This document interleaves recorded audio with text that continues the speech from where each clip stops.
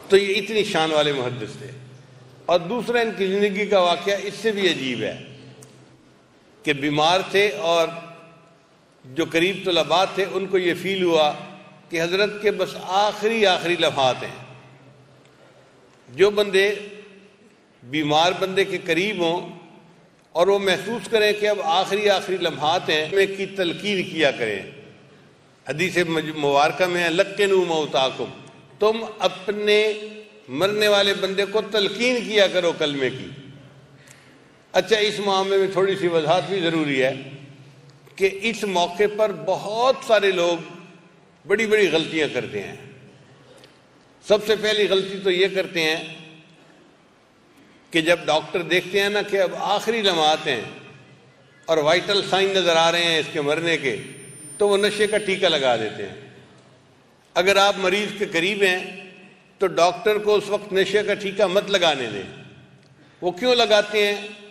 ان کے ذہن میں چھری ہی ہوتی ہے جی کہ تکلیف سے بچانا ہے میت کو۔ بھئی یہ کافر کی موت نہیں، یہ مومن کی موت ہے۔ اگر اس کو موت کے وقت تکلیف بھی آئی تو یہ اس کے گناہوں کی بخشش کا ذریعہ بن جائے گی، اس لیے پریشانی کس بات کی ہے؟ اگر تکلیف ہوتی بھی ہے تو ہونے دو۔ تو ایک تو جو اوپر والے ہیں وہ ڈاکٹروں پر نظر رکھیں کہ آ کے کہیں نشے کا ٹیکہ نہ لگا دیں۔ جب نشے کا ٹیکہ لگا دیتے ہیں تو وہ بندہ پھر کلمہ پڑھے بغیر دنیا سے چلا جاتا ہے۔ کتنی بڑی محرومی ہے۔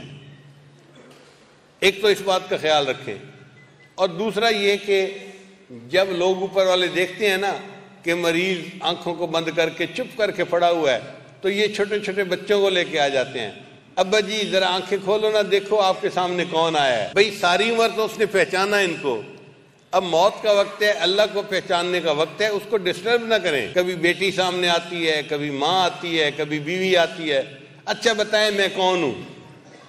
بھائی اس کو یکسوئی کے ساتھ، انابت اللہ کے ساتھ اپنے اللہ کے حضور پیش ہونے دیں، اس موقع پہ اس کو ڈسٹرب نہ کریں۔ تو یہ غلطی بھی نہ کریں۔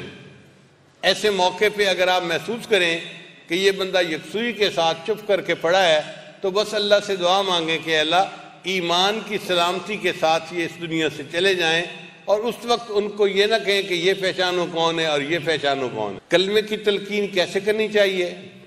بعض لوگ زبان سے کہہ دیتے ہیں اس بندے کو ابا جی کلمہ پڑھو نا، بھائی جان کلمہ پڑھ لو، امی کلمہ پڑھ لو۔ ایسے نہیں کہنا چاہیے۔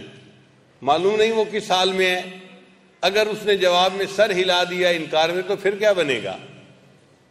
شریعت کتنی خوبصورت ہے۔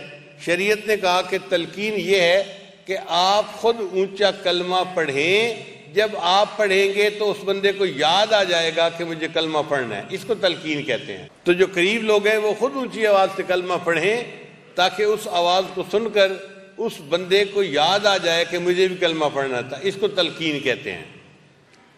اب تو طلباء چاہتے تھے کہ حضرت کے سامنے کلمہ پڑھیں، مگر اس میں ادب مانے تھا۔ طلباء نے سوچا کہ ساری زندگی تو ہم نے ایمان اپنے استاد سے سیکھا، اب اس وقت میں استاد کو ہم کلمے کی تلقین کریں تو یہ اچھا نہیں لگتا، تو پھر کیا کریں؟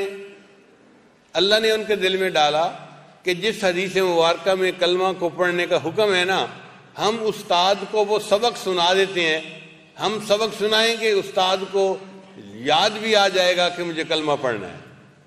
چنانچہ انہوں نے حدیث مبارکہ پڑھنی شروع کر دی، ان فلاں ان فلاں ان فلاں۔ جب 2-3 راویوں کے نام لیے تو استاد پہچان گئے کہ یہ کون سی حدیث پڑھنا چاہتے ہیں۔ چنانچہ ابو ذر رحمۃ اللہ علیہ نے ان طلباء کے ساتھ خود بھی حدیث پڑھنی شروع کر دی۔ جب انہوں نے خود حدیث پڑھنی شروع کر دی تو انہوں نے حدیث کا متن پڑھا، من کان آخر کلامہ لا الہ الا اللہ دخل الجنہ، کہ جس بندے کا زندگی میں آخری کلام لا الہ الا اللہ ہوگا وہ جنت میں داخل ہو جائے گا۔